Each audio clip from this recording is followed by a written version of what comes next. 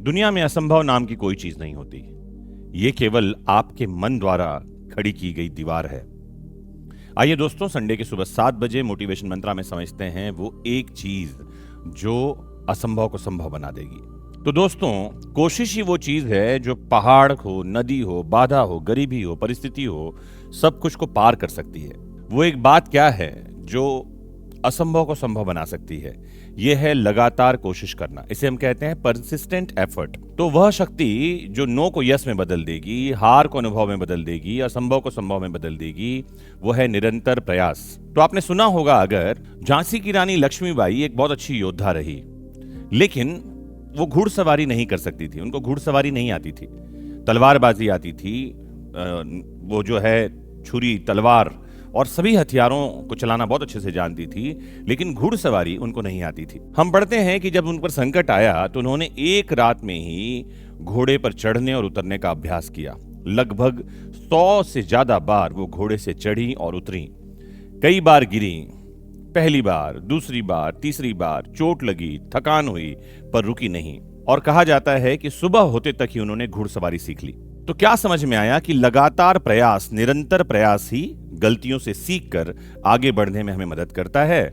और यही वो एक बात है जो असंभव को संभव में बदल सकता है। आपने अरुणिमा सिन्हा की कहानी सुनी होगी। एक पैर खोने के बाद भी माउंट एवरेस्ट पर चढ़ गई और दुनिया के सारे कॉन्टिनेंट में, यानी कि 7 के 7 कॉन्टिनेंट में हाईएस्ट पीक पर वो चढ़ चुकी हैं। उनका मंत्र रहा, हर दिन एक कदम, चाहे छोटा ही सही। अमिताभ बच्चन के बारे में हम सब जानते हैं। रेडियो से रिजेक्ट हुए, फिल्मों में फ्लॉप हुए, कर्ज में डूबे, पर अपने प्रयास को नहीं छोड़ा। और निरंतर प्रयास के चलते ही वे दुनिया के सबसे महानतम अभिनेताओं में गिने जाते हैं। भगवत गीता में कहा गया है, अभ्यास से मन को वश में किया जा सकता है। Continuous practice is equal to mastery.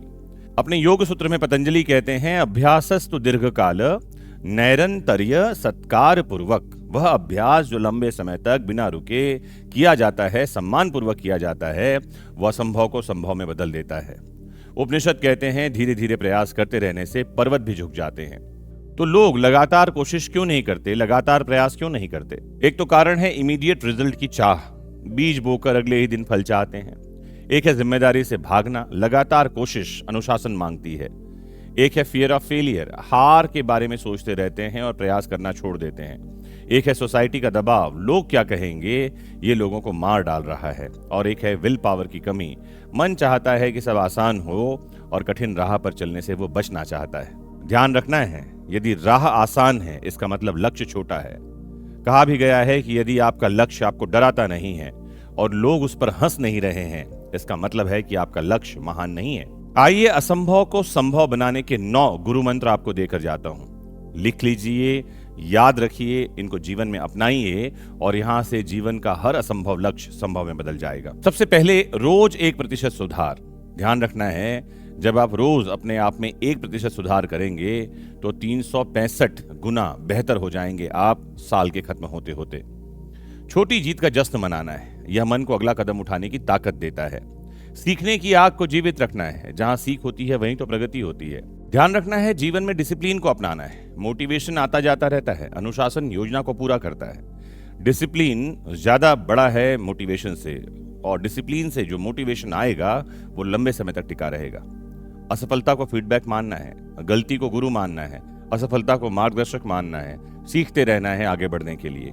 एक नॉन नेगोशिएबल हैबिट बनाना है। नॉन नेगोशिएबल का मतलब है जिससे आप कोई समझौता न कर सकें। जैसे आपने कहा कि 30 मिनट रोज दौड़ना है तो दौड़ना है, 1 घंटे रोज पढ़ाई करनी है तो पढ़ाई करनी है, रोज एक किताब पढ़ना है तो पढ़ना है। वो कोई भी एक हैबिट जो आपको आपके लक्ष्य तक पहुंचाने में मदद करती है, उस एक हैबिट को अपनाना है और उसको नॉन नेगोशिएबल रखना है। इसका मतलब ये है कि कुछ भी हो जाए वो तो करना ही करना है, उसके बिना जीवन आगे नहीं बढ़ेगा।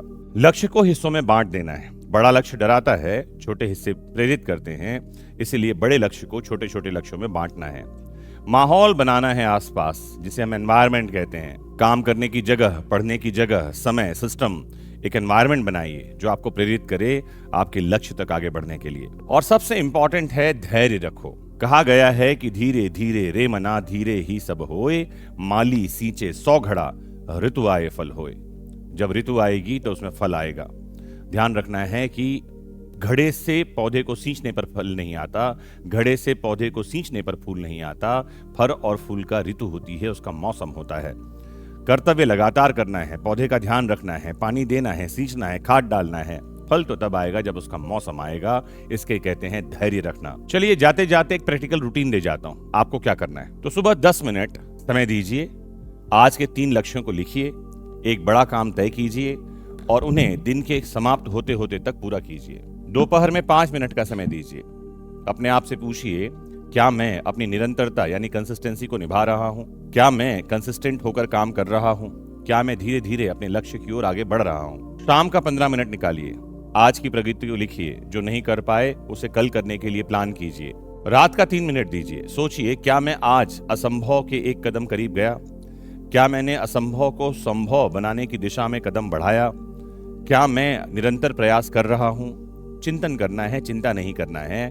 और अपने सफलता के डायग्राम को माइंड में बनाते हुए सो जाइए। ध्यान रखिए, आपकी ये सोच जो आप चिंतन कर रहे हैं आपको असंभव को संभव बनाने में मदद करेगी। निरंतर प्रयास, पॉजिटिव थिंकिंग, मोटिवेशन के साथ आगे बढ़ना और डिसिप्लिन बनाए रखना, ये कुछ ऐसी बातें हैं जो सफलता को आपके कदम चूमने पर मजबूर कर देंगी। मोस्ट इंपॉर्टेंटली जुड़े रहना है आपके अपने फेवरेट प्लेटफॉर्म वैदिक शिक्षा से। नमस्कार, जय हिंद।